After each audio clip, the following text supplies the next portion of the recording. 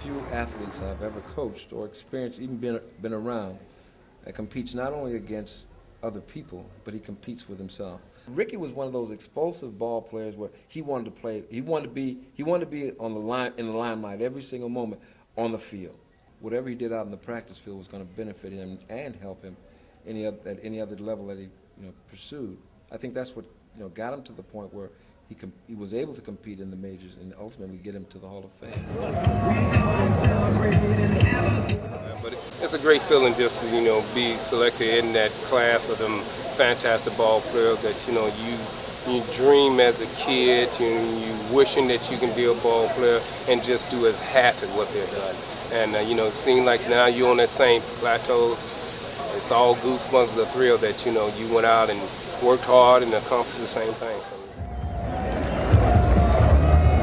Rickey had a lot of great instinct, great base running. You watch him run bases, you learn. Everybody was learning from each other, and for Rickey to be young, like you said, and he just his first years, he was major attributes of this team, and he was fun to watch. Historically speaking, Rickey will be baseball's greatest leadoff hitter, hands down. But I think when the history of the game is written, Rickey should be one of the top 10 offensive players who ever played the game. When Rickey gets to Cooperstown, he's going to have a very special niche, unlike any other player, a combination of speed, power, and charisma.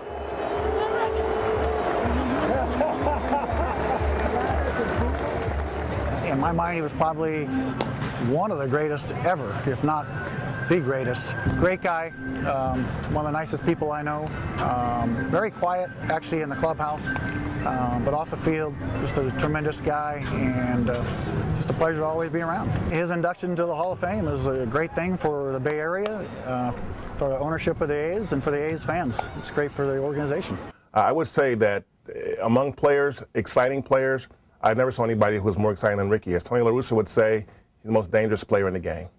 So it was a great thing to see an Oakland team draft an Oakland product and have him do so well in the major leagues and also be identified with the A's. When he was voted in the Hall of Fame, that was the wonderful, joyful, blessed day of my life. A lot of people said, oh, he's going to go in the Hall of Fame, and I was just saying, I hope so, I hope so. The records that he had set up that he wanted to break, so far so good, he did it. To me, it's a special day.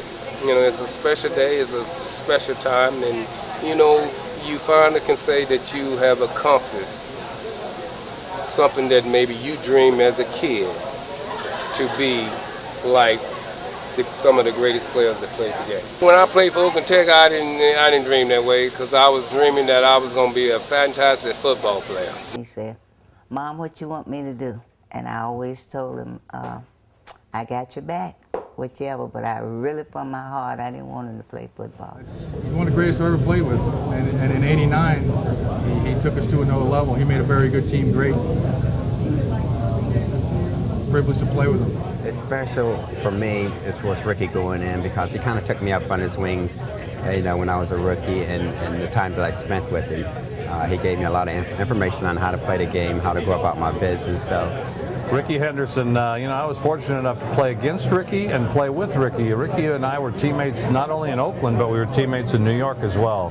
And Rickey Henderson was just a phenomenal talent.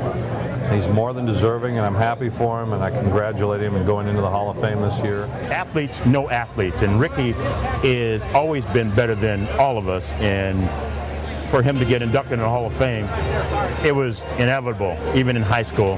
And people don't like to give Rickey the just due. I think he's one of the top 5 baseball players of all time. Not just this leadoff crap they talk about.